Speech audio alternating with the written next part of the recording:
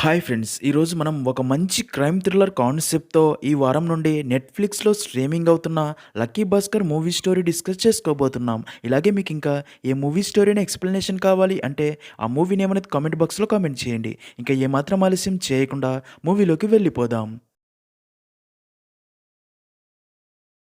Movie start అవ్వగానే 1992 బాంబేలో ఉండే మన మూవీలో మెయిన్ క్యారెక్టర్ అయిన దుల్కర్ సల్మాన్ యాస్ భాస్కర్ని చూపిస్తారు. అయితే భాస్కర్ మగధ అనే ప్రైవేట్ బ్యాంక్లో క్యాషియర్గా జాబ్ చేస్తూ ఉంటాడు. ఇలా ఉండగా ఒకరోజు సిబిఐ ఆఫీసర్ అయిన లక్ష్మణ్ రావు తన టీంతో వచ్చి భాస్కర్ని కలిసి తను పనిచేసే బ్యాంకుకి తీసుకుని వెళ్తాడు.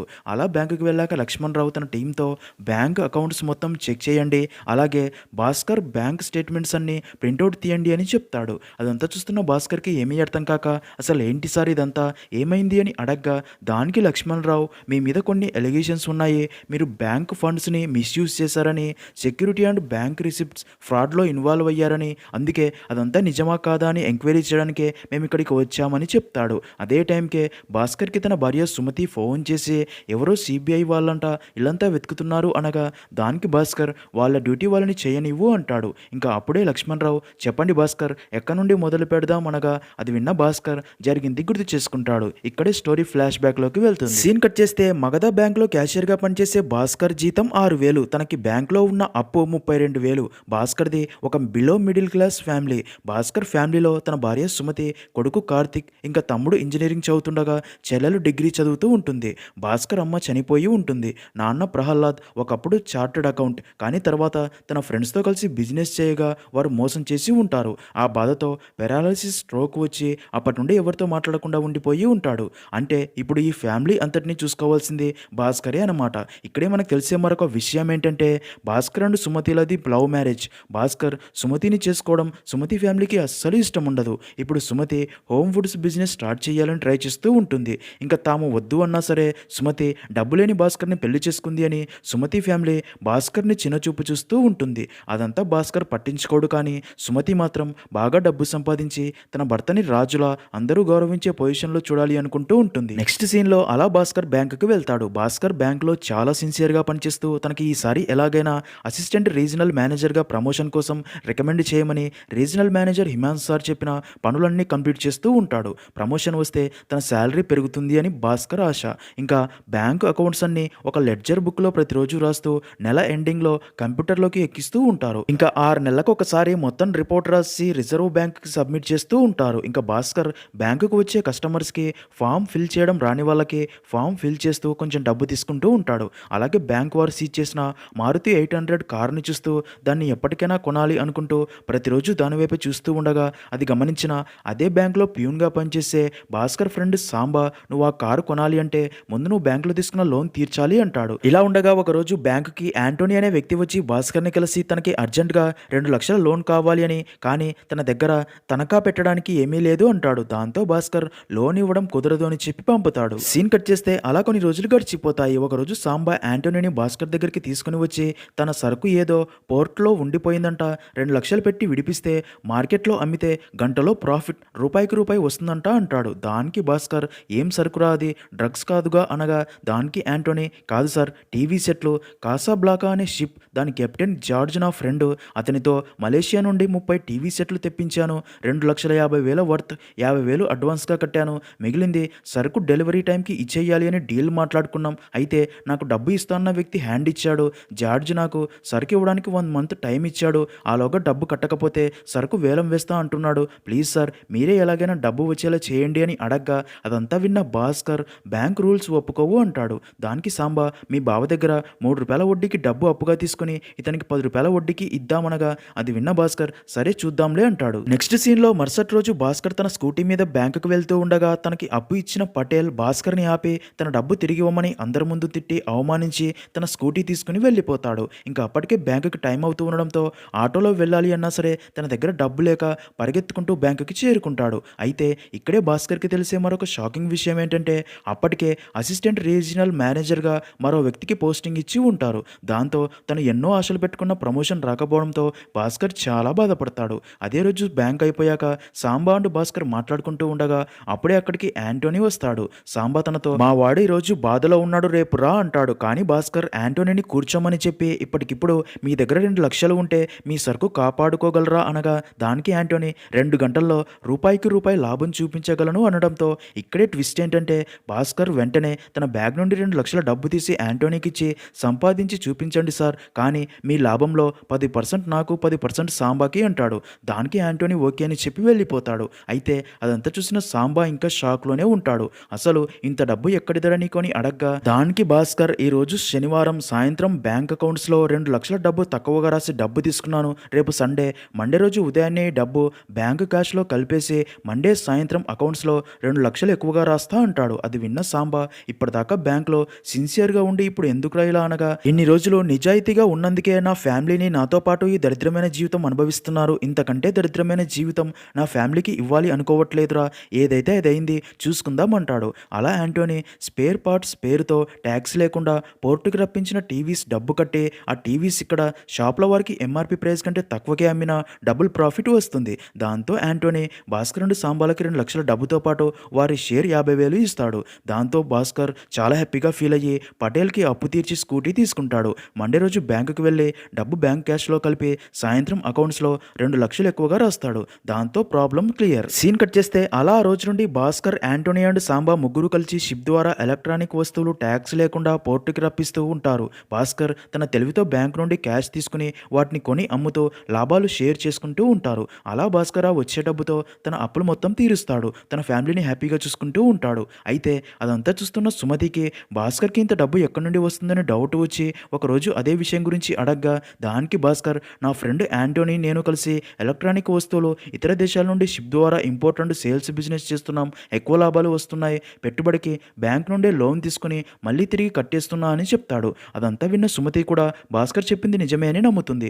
తర్వాత భాస్కర్ అండ్ సుమతి తమ కొడుకు కార్తిక్ బర్త్డే చాలా గ్రాండ్గా చేస్తారు. ఆ పార్టీకి సుమతి తన ఫ్యామిలీని పిలిచి తన భర్తని తక్కువగా చూసినందుకు తమ వాల్యూ అర్థమయ్యేలా చేస్తుంది. ఇక అదే పార్టీకి వచ్చిన యాంటోనీ భాస్కర్ అండ్ సాంబాలతో నా కొడుకు అమెరికాలో చదువుకుంటున్నాడు, అక్కడే సెటిల్ అయ్యాడు, నన్ను కూడా అక్కడికే రమ్మంటున్నాడు, అయితే అక్కడికి వెళ్ళాక తన మీద ఆధారపడకుండా నాకంటూ డబ్బు తీసుకెళ్ళాలి అనుకుంటున్నా, అందుకే చివరిగా ఒక బిగ్ డీల్ చేయాలి అనుకుంటున్నా. అదేంటంటే ఈ శనివారం దుబాయ్ నుండి ఒక షిప్ వస్తుంది, 3 ఫారెన్ కార్లు వస్తున్నాయి, చేతిలో 10 లక్షలు ఉంటే రూపాయికి ఈసారి 2 రూపాయల ప్రాఫిట్, ఇదే నా చివరి డీల్, ఈసారి ప్రాఫిట్ని ముగ్గురం సమానంగా పంచుకుందామని చెప్తాడు. అది విన్న భాస్కర్ 2-3 లక్షలంటే మేనేజ్ చేయగలను కానీ 10 లక్షలంటే చాలా హెవీ అమౌంట్, బ్యాంక్లో దొరికిపోతాను అని మొదట నో చెప్తాడు. కానీ యాంటోనీ ఇదే తనకి చివరి డీల్ అనడంతో బాగా ఆలోచించిన భాస్కర్ ఆ డీల్కి ఓకే అని చెప్పి మరుసటి రోజు బ్యాంకుకి వెళ్ళి ఆ రోజు శనివారం అవడంతో ఆఫ్టర్నూన్ దాకా మాత్రమే బ్యాంకు ఉండడంతో ప్లాన్ ప్రకారం బ్యాంక్ క్యాష్ నుండి 10 లక్షలు డబ్బు తీసుకుని యాంటోనీకి ఇస్తాడు. అలా ముగ్గురు కలిసి పోర్టుకు వెళ్ళి అక్కడి అధికారికి లంచం ఇచ్చి 3 కార్లు కొంటారు. అలా 3 కార్లని యాంటోనీ కార్లు కొంటాను అని చెప్పిన కార్ల డీలర్ దగ్గరికి తీసుకుని వెళ్తాడు. కానీ ఇక్కడే ట్విస్ట్ ఏంటంటే కార్లు కొంటాను అని చెప్పిన ఇస్మాయిల్ షోరూమ్ పై పోలీసులు రైడ్ చేసి తనని అరెస్ట్ చేశారు అని తెలిసి ముగ్గురు షాక్ అవుతారు. ఇంకా మండే లోపు బ్యాంక్లో 10 లక్షలు డబ్బు ఎలా కట్టాలా అని భాస్కర్ టెన్షన్ పడగా యాంటోనీ క్షమించండి సార్, అత్యాశకు పోయి మిమ్మల్ని కూడా ప్రాబ్లంలో ఇరికించాను, ఇప్పుడు ఈ 3 కార్లని మండే లోపు ఎవరు కొంటారు అనగా దానికి భాస్కర్ బాగా ఆలోచించండి సార్, ఈ ఇస్మాయిల్ కాకపోతే మరే కార్ల డీలర్ వీటిని కొనడా ఏంటి, మీకు తెలిసిన మరొక కార్ డీలర్కి ఫోన్ చేసి కనుక్కోండి, ఈ కార్లు కొంటారేమో అని చెప్పగా అది విన్న యాంటోనీ తనకి తెలిసిన వారికి కాల్ చేసి కనుక్కుంటూ ఉంటాడు. అలా కాసేపటికి యాంటోనీ భాస్కర్తో సార్ గోవాలో ఒక బయ్యర్ దొరికాడు, అక్కడి రిసార్ట్ ఓనర్ అని చెప్తాడు, అయితే ఈ కార్లని చెక్ పోస్ట్లో పట్టుకుంటారు అని భాస్కర్ అండ్ యాంటోనీ తెలివిగా ఆ కార్లకి గవర్నమెంట్ వెహికల్స్ లాగా నెంబర్ ప్లేట్స్ పెట్టి అలాగే కొంతమందికి పొలిటీషియన్స్ అండ్ సినిమా సెలబ్రిటీస్ లాగా రెడీ చేసి ఆ కార్లలో వారే ఉన్నారు అని చెక్ పోస్టులలోని పోలీసులని నమ్మించి మొత్తానికి ఆ కార్లని చెక్ పోస్టులు దాటించి గోవాకి తీసుకెళ్లి అమ్మేసి తమకు హెల్ప్ చేసిన వారికి డబ్బు ఇచ్చి హ్యాపీగా అక్కడ నుండి తిరిగి వచ్చి ఎవరి వాటా డబ్బులు వారు పంచుకుంటారు. ఇంకా యాంటోనీ తన వాటా డబ్బు తీసుకుని అమెరికాకి తన కొడుకు దగ్గరికి వెళ్ళిపోతాడు. సీన్ కట్ చేస్తే భాస్కర్ తన వాటా డబ్బు ఇంట్లో దాచి మరుసటి రోజు ఉదయాన్నే తను బ్యాంక్ నుండి తీసుకున్న 10 లక్షల డబ్బుని తిరిగి బ్యాంక్ అకౌంట్లో కలిపేయాలని సూట్ కేసులో డబ్బు పెట్టుకుని బ్యాంకుకి రాగా ఇక్కడే ట్విస్ట్ ఏంటంటే అప్పటికే పోలీసులు బ్యాంక్లో ఉంటారు. వారిని చూసిన భాస్కర్ తను తీసుకున్న డబ్బు గురించి తెలిసిపోయిందో అని ఫుల్గా భయపడిపోతాడు. అప్పుడే భాస్కర్ తన కొలిగ్ని ఏం జరిగిందని అడగ్గా regional manager Himansh, assistant regional manager Sudheer బ్యాంక్లో లోన్స్ తీసుకునే వాళ్ళ దగ్గర 10% కమిషన్ తీసుకునేవారంట. ఈ స్కామ్ గురించి ఎంక్వైరీలో తెలిసి పోలీసులు వచ్చి వారిని అరెస్ట్ చేసి తీసుకెళ్తున్నారు అని చెప్పడంతో అది విన్న భాస్కర్ తన విషయం కాదు అని కూలయ్యి వెంటనే ఆ డబ్బుని మళ్ళీ బ్యాంక్ అకౌంట్స్లో తెలివిగా కలిపేస్తాడు. ఇంకా భాస్కర్ ఇప్పటిదాకా చేసిన రిస్క్ పనులు చాలు అని ఆ డబ్బుతో హ్యాపీగా ఉందామని సాంబాతో కూడా చెప్పగా సాంబా మాత్రం తనకి వచ్చే ప్యూన్ జీతం కన్నా ఎక్కువ డబ్బు వస్తూ ఉండడంతో డబ్బుకి ఆశపడే పోర్టులోని మరికొంతమంది ట్రేడర్స్తో కలిసి అదే పని కంటిన్యూ చేస్తూ తన ప్యూన్ జాబ్కి కూడా రిజైన్ చేస్తాడు. ఇక భాస్కర్ తన వాటాకి వచ్చిన 6 లక్షల డబ్బుని తన ఫ్యామిలీ అవసరాలకి దాస్తాడు. కానీ అదే టైంకే భాస్కర్ తమ్ముడికి లండన్ ఇంజనీరింగ్ కాలేజీలో సీటు వస్తుంది.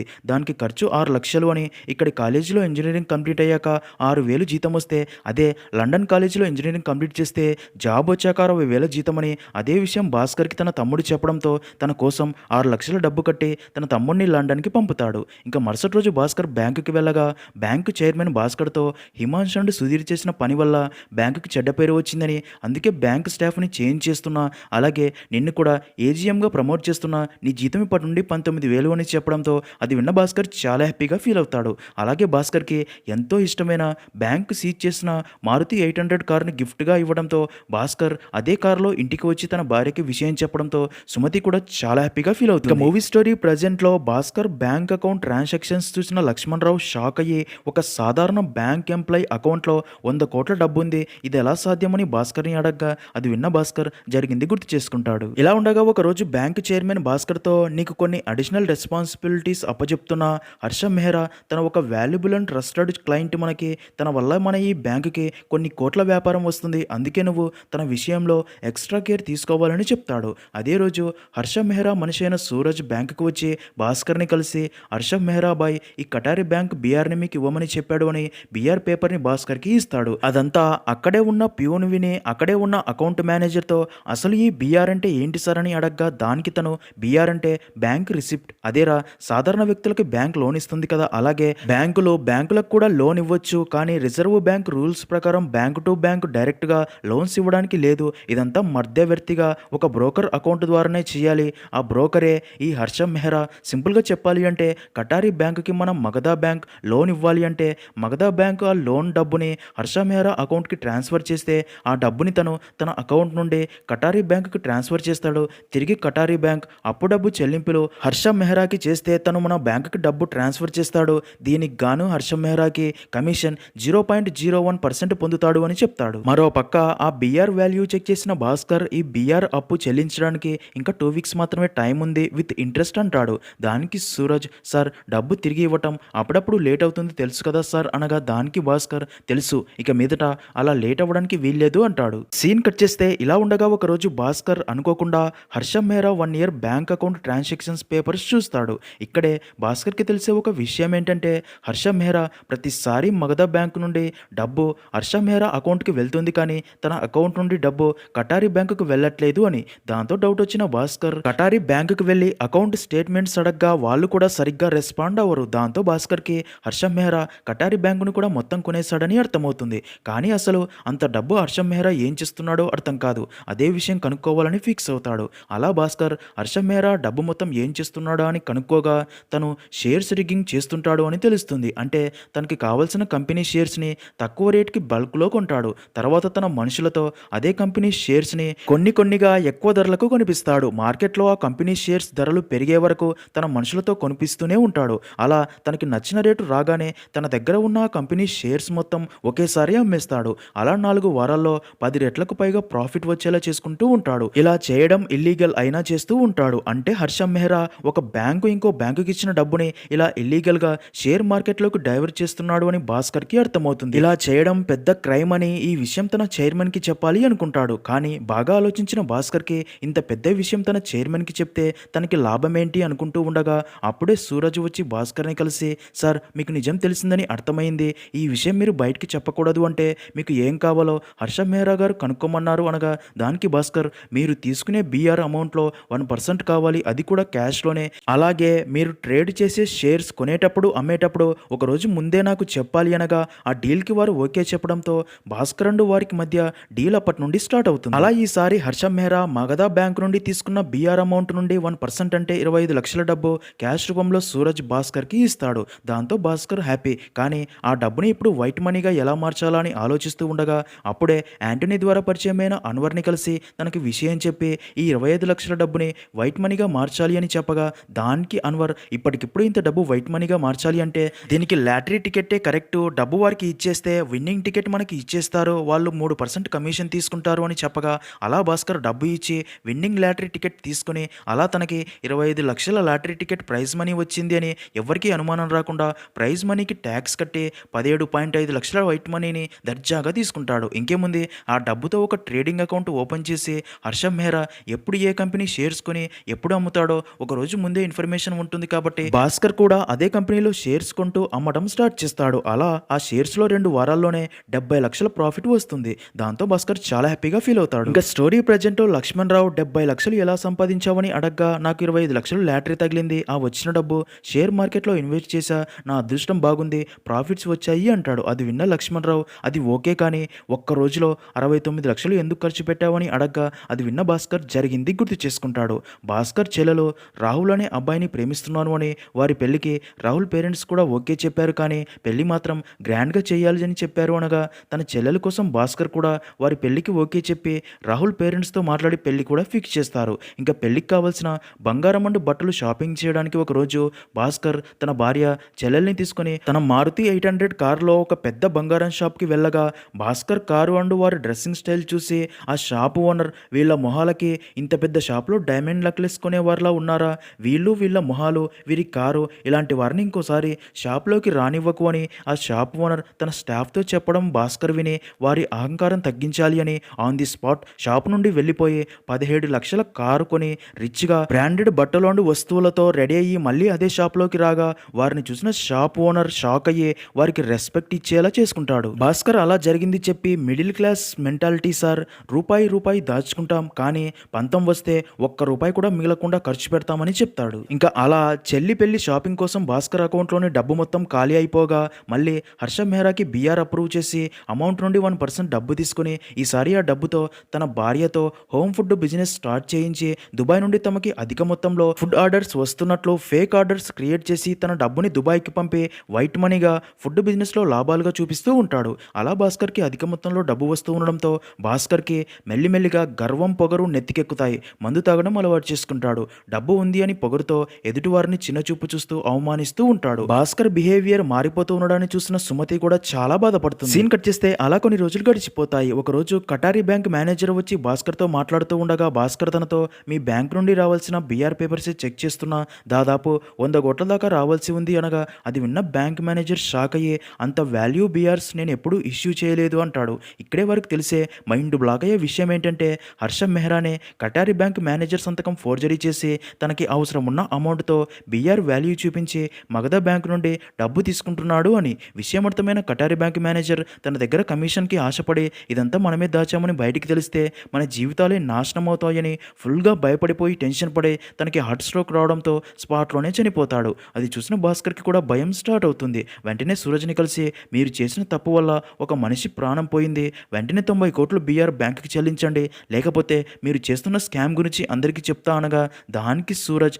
చెప్పుకో ఈ స్కామ్లో నువ్వు కూడా ఉన్నావు, నిజం చెప్తే నీకు కూడా శిక్ష పడుతుంది అని చెప్పి వెళ్ళిపోతాడు. దాంతో భాస్కర్ కూడా ఏమీ చేయలేని స్థితిలో ఉండిపోతాడు. ఇదిలా ఉంటే ఒకరోజు భాస్కర్ ఫాదర్ చాలా సంవత్సరాల తర్వాత భాస్కర్తో మాట్లాడుతూ తనకి ఫేక్ ఫుడ్ ఆర్డర్స్ రిసిప్ట్స్ చూపించి నీ తండ్రి ఒకప్పుడు చార్టెడ్ అకౌంట్ అని మర్చిపోయావారా, ఇంత డబ్బు ఎలా సంపాదించావు, ఇప్పటికైనా నిజం చెప్పు అనగా భాస్కర్కి మరో దారి లేక జరిగిందంతా తన ఫాదర్కి చెప్తాడు. అదంతా విన్న తన ఫాదర్ ఇప్పటిదాకా నువ్వు సంపాదించింది చాలు, ఇక అన్నీ ఆపై అదే అందరికీ మంచిదే, డబ్బు అహంకారంతో ఇప్పటిదాకా నువ్వు అవమానించిన అందరికీ ఎంతో కొంత డబ్బు సాయం చెయ్యి అని చెప్తాడు. దాంతో భాస్కర్ సుమతి అన్నయ్యకి డబ్బు సాయం చేసి బిజినెస్ పెట్టించి అలాగే డబ్బు మొత్తం పోగొట్టుకున్న సాంబాకి కూడా డబ్బు ఇచ్చి మంచి బిజినెస్ స్టార్ట్ చేయిస్తాడు. ఇంకా భాస్కర్ తను చేస్తున్న తప్పులు మొత్తం ఆపేసి అలాగే హర్ష మెహ్రాకి కొత్త బీఆర్లు అప్రూవ్ చేయడం కూడా మానేస్తాడు. సీన్ కట్ చేస్తే హర్ష మెహ్రాకి భాస్కర్ తన మాట వినట్లేదు అని తన బ్యాంక్ మేనేజర్తో మాట్లాడి మళ్ళీ కొత్త బీఆర్లు అప్రూవ్ చేయమని ఫోర్స్ చేయించడంతో ఇంకా తప్పు చేయడం ఇష్టం లేని భాస్కర్ చివరికి తన జాబ్కి కూడా రిజైన్ చేసేస్తాడు. ఇంకా భాస్కర్ మంచిగా మారిపోవడంతో సుమతి కూడా చాలా హ్యాపీగా ఫీల్ అయ్యి కలిసిపోతారు. అలా నెక్స్ట్ డే మార్నింగ్ భాస్కర్ జాగింగ్కి వెళ్ళినప్పుడే భాస్కర్ని సిబిఐ ఆఫీసర్ లక్ష్మణ్ రావు మళ్ళీ బ్యాంక్కి తీసుకుని వెళ్తాడు. ఇదే సినిమా మనకి మూవీ స్టార్టింగ్లో చూపిస్తాడు. లక్ష్మణ్ రావు భాస్కర్తో నీ అకౌంట్లో 100 కోట్లున్నాయి, ప్రతి ఫైనాన్షియల్ క్రైమ్ చేశావు వితౌట్ ఎనీ ఎవిడెన్స్, కానీ మేము తలుచుకుంటే నీ కేసులో ఒక remark further scope and required in association in mister and Mrs Bhaskar financial transaction అని ఒక రిపోర్ట్ ఇన్కమ్ ట్యాక్స్ అండ్ ఈడీకి పంపిస్తాం చూపిస్తాం. అప్పుడు నీ అకౌంట్, నీ భార్య అకౌంట్ ఫ్రీజ్ అయ్యేలా చేస్తారు. తర్వాత నువ్వు ఇన్‌కమ్ టాక్స్, ఈడీ ఆఫీస్ చుట్టూ జీవితాంతం తిప్పుకుంటారు. కానీ నీ అకౌంట్‌లోని ఒక్క రూపాయి కూడా నువ్వు వాడుకోలేవు. ఈ గొడవలన్నీ నీకెందుకు? నన్ను వదిలేయండి అంటావా? నీకొక డీల్ ఇస్తాను. అదేంటంటే గ్రో హై కంపెనీ పేరు మీదకి నీ అకౌంట్‌లో ఉన్న 100,00,00,000 చెక్ రాసి ఇవ్వు. ఆ డబ్బు హర్షం మెహ్రా తన అకౌంట్‌కి ట్రాన్స్‌ఫర్ చేసుకొని అదే డబ్బు నీ బ్యాంకుకి కడతాడు. రిజర్వ్ బ్యాంక్ ఇన్స్‌పెక్షన్‌కి వచ్చేటప్పటికి బ్యాంక్‌లో డబ్బు బ్యాంక్‌లోనే ఉంటుంది. నువ్వు హ్యాపీ, అందరూ హ్యాపీ. ఈ స్కామ్ బయటికి రాదు అంటాడు. నిజానికి భాస్కర్ తన బ్యాంక్‌లో రిజైన్ చేశాక ఆ బ్యాంక్‌లో స్కామ్ జరుగుతుంది అని రిజర్వ్ బ్యాంక్‌కి కంప్లెయింట్ ఇవ్వగా వారు ఇన్స్‌పెక్షన్‌కి రావాలి అనుకుంటూ ఉంటారు. కానీ ఈ విషయం మగధ బ్యాంక్ చైర్మన్‌కి తెలిసిపోయి ఉంటుంది. నిజానికి బ్యాంక్ చైర్మన్ కూడా హర్షం మెహ్రాతో చేతులు కలిపి తన దగ్గర నుండి 10% డబ్బులు తీసుకుంటూ ఉంటాడు. తన బ్యాంక్ బీఆర్ స్కామ్ బయటపడితే అందరం ఇరుక్కుంటామని, దీనంతటికీ కారణం భాస్కర్ అని. అందుకే బ్యాంక్ చైర్మనే తన పార్ట్నర్ అయిన సిబిఐ అధికారుల ద్వారా భాస్కర్ని ఇలా బెదిరించి హర్షం మెహ్రా కట్టాల్సిన 100,00,00,000 బీఆర్ వాల్యూ ఇప్పుడు భాస్కర్ అకౌంట్ నుండి తీసుకోవాలని ఇదంతా చేసి ఉంటారు. ఇంకా అందరూ ఒకటయ్యారని అర్థమైన భాస్కర్కి మరో దారి లేక తన అకౌంట్లోని 100,00,00,000 గ్రోహై కంపెనీకి ఇస్తున్నట్లు చెక్ రాసి ఇచ్చి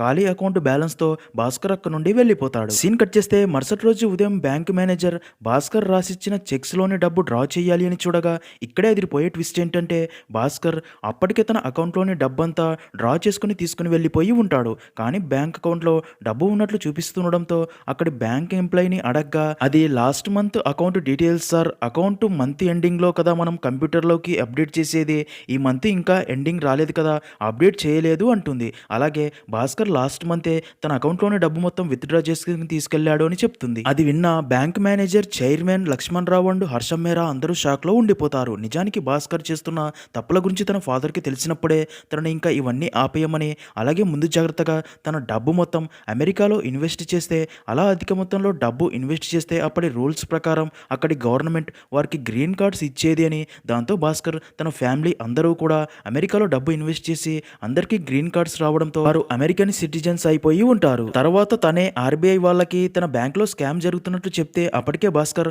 అమెరికన్ సిటిజన్ అయిపోయి ఉంటాడు. కాబట్టి తను తప్ప ఇక్కడ ఈ స్కామ్లో చేతులు కలిపిన అందరూ ఇరుక్కుంటారు అని ఐడియా ఇచ్చి ఉంటాడు. దాంతో భాస్కర్ అలాగే చేసి ఇప్పుడు తన ఫ్యామిలీతో పాటు అమెరికాకి వెళ్ళిపోగా ఇక్కడ ఆర్బీఐ ఇన్స్పెక్షన్లో స్కామ్ గురించి తెలిసి బ్యాంక్ చైర్మన్, మేనేజర్, అలాగే హర్షం మెహ్రా ఇంకా వారికి హెల్ప్ చేసిన సిబిఐ ఆఫీసర్ లక్ష్మణ్ రావుని కూడా పోలీసులు అరెస్ట్ చేస్తారు. మరో పక్క భాస్కర్ తన ఫ్యామిలీతో పాటు అమెరికాకి వెళ్ళి అక్కడే ఉన్న యాంటోనీని కలిసి అక్కడ భాస్కర్ ఇంటర్నేషనల్ హోటల్ స్టార్ట్ చేసి అక్కడే సెటిల్ అవుతాడు. ఇంకా పోలీసుల కస్టడీలో ఉన్న బ్యాంక్ మేనేజర్ అమెరికాకి వెళ్ళిపోయేవాడు సైలెంట్ గా వెళ్ళిపోక మనల్ని ఎందుకు ఇరికించాడు అని లక్ష్మణ్ రావుని అడగ్గా దానికి తను ఈ స్కామ్ బయటపడితే వాడు క్రిమినల్ అవుతాడు, అదే వాడే బయట పెడితే మీరు క్రిమినల్స్ అయ్యారు. హర్షం మెహ్రా స్టేట్మెంట్స్ చెక్ చేసిన రోజే మీరు హర్షం మెహ్రాతో చేతులు కలిపారని వాడికి తెలిసిపోయింది. అందుకే తను కూడా బాగా సంపాదించుకున్నాడు. కానీ ఎప్పుడైతే మీరు వాడి సంతకం పెట్టించి ఇంకా హర్షం మెహ్రాకి బీఆర్ వాల్యూ ఇవ్వాలి అనుకున్నారో తనని బలిపశుని చేస్తున్నారని వాడికి అర్థమయ్యే జాబ్ని రిజైన్ చేశాడు. మనం వాడిని ఇరికించాలి అనుకునే లోపే వాడే మనకి స్కెచ్ మొత్తం కంప్లీట్ చేశాడు. ఇప్పుడు హాయిగా అమెరికాకి వెళ్ళిపోయాడు. వాడు లక్కీ భాస్కర్ అంటాడు. అలా అక్కడితో మూవీ అనేది ఎండ్ అవుతుంది.